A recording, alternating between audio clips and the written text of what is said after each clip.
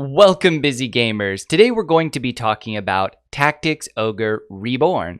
What's good, what's bad, and that all-important question, is it worth your time? Now, if you've joined me for another worth your time video in the past, feel free to skip straight to the section you're most interested in, and if not, let's head right into that overview. So Tactics Ogre Reborn is based on a 2010 release called Tactics Ogre Let Us Cling Together, which was itself a remake of a game by the same name in 1995.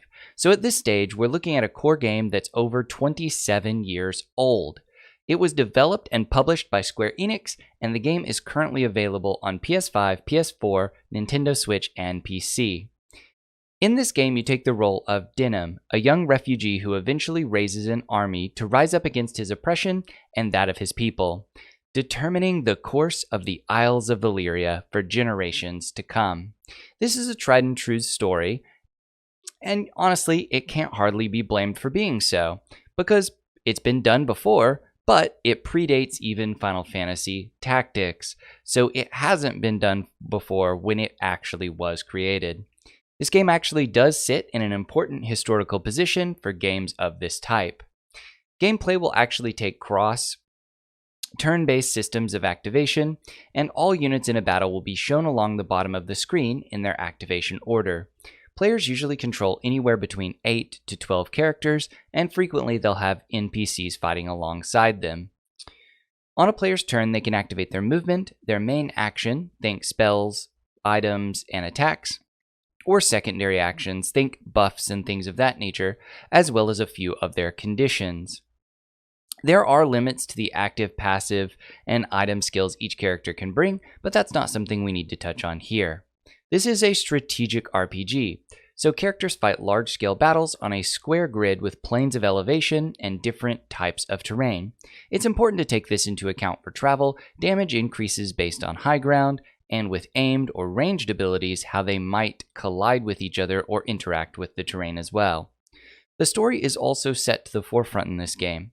Impactful decisions are at each and every turn, and how you lead the rebellion, who you trust, and what you will do all have impact on the game's progress. At the time of this review, I have played Tactics Ogre Reborn for about 18 hours. It feels like I'm approaching the culmination of the story, and I've spent a fair amount of time in training and dungeon missions between the main storyline. So what's good about Tactics Ogre Reborn? The story is the core benefit of the game, and for me, not even inherently because of how well it resonates for me, but how well it builds a complicated layer of political intrigue and emotion while still feeling grounded. With a little research, I found out that the game's story was loosely based around the wars surrounding the fall of the Berlin Wall, and while I don't know enough about the history surrounding that period, it does do an excellent job of conveying the struggles of a young leader that was thrust in over his head, and hearing advice from any and all of the people around him, which can often be confusing.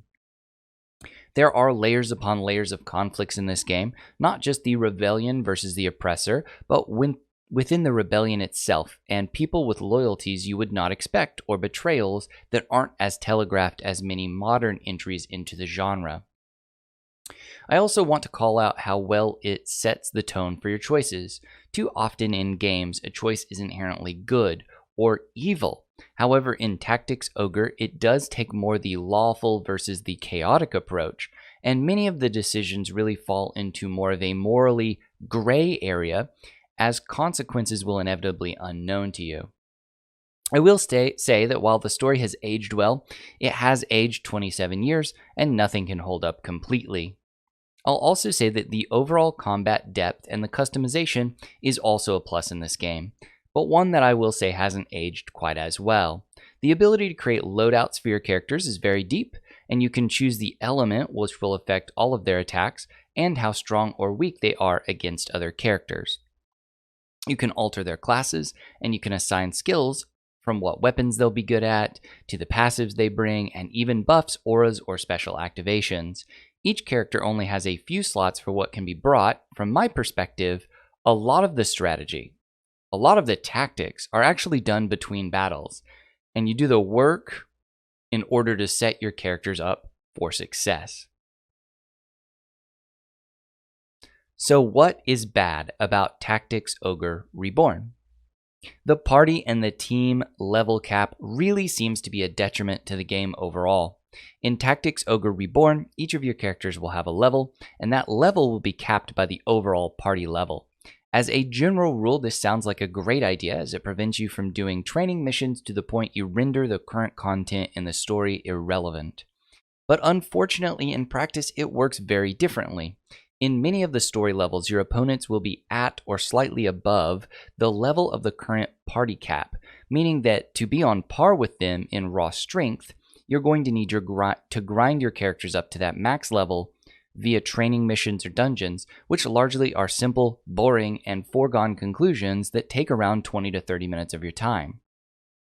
Then, when you attack the story missions, you're going to be unable to gain further experience due to being capped in level. This makes the end rewards for that feel very lackluster, and the process is so time-consuming. Buff cards also spawn randomly throughout a battle, but they do so without any pattern or logic behind this. Because of this, you could have 10 mana refill buffs spawn around your melee-focused team, or critical buffs spawn right in front of the enemy, making it easy for them to pick it up and gain advantage. Basically, in a game focused on tactics and strategy, it incorporates random elements that could have drastic impacts on the outcome of a close battle. Then, Tactics Ogre just shows its age. I don't have the nostalgia from playing the original or the remake, and I can see a good core offering here. But none of the changes that were made to this game hide the fact that it was originally released in 1995. It just feels old, and some of the changes feel sloppy. When we're discussing the older feel, we can point out how well it conveys the information.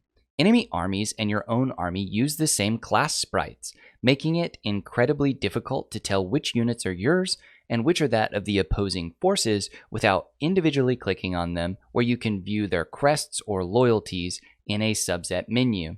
This issue is further compounded by the fact that you can heal your enemies and directly or intentionally attack your allies, which feels unnecessary. Movement is also difficult to predict. You can never quite tell if that area is just out of reach due to the distance it is from you, or if you're never going to be able to reach it from that direction due to a change in elevation. It will also let you go down an elevation almost anywhere, and you can easily trap yourself somewhere you do not have the ability to climb back from. We can also talk about the pacing of the game here. Most modern tactical RPGs cut down on the amount of time spent before units engage with each other, or allow for a larger spread of deployment to make the early moves a little more impactful.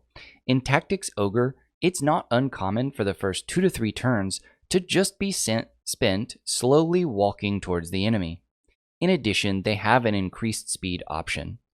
And the increased speed option for turns makes it feel normal to slow to me. It does not in any way, shape, or form feel like it speeds up the game, except for it's faster than it would have been. When we talk about sloppy changes here, I also more mean that while there are modernized portions of the game, they didn't think about how it would affect other interactions. You'll see enemies waste their turns taking MP increasing items even after they've triggered their meditate, increasing their mana already, and other awkward AI artifacts that exist in the game from previous versions. So let's go on to our channel focus. How does Tactics Ogre Reborn treat your time? Tactics Ogre does not really respect your time in my opinion, or focus on keeping you involved in the game. A large portion of the strategy is equipping and setting up your characters for battles to come, which is a good level of depth in the strategy, but it does focus away from actual gameplay. Grinding also feels just essential to the game, with opposing army strength not scaling to a player's party level, and that grind removes a lot of the experiential rewards you get when you beat a story mission. Training missions are also just trivial, easy, and within a specific location, they're not varied, meaning you can spend 20 to 30 minutes on each run, gaining experience when the result is a foregone conclusion, but then you're going to repeat that process. Let's go ahead and move on to the final scores. Overall, I give this game a 6. It's a precursor to so many amazing games, and it deserves credit where credit is due there. I respect the genre it helped start and the well thought out story it weaves into the game. Unfortunately, though, it shows its age way too much for me to recommend it to anyone without a strong sense of nostalgia for the original game, or people who are intentionally seeking out games with history in that genre. There are a lot of games that now build from the ground up with features you'll find here, and I can recommend games like Triangle Strategy or Fire Emblem Three Houses to scratch this same itch that just feel better done.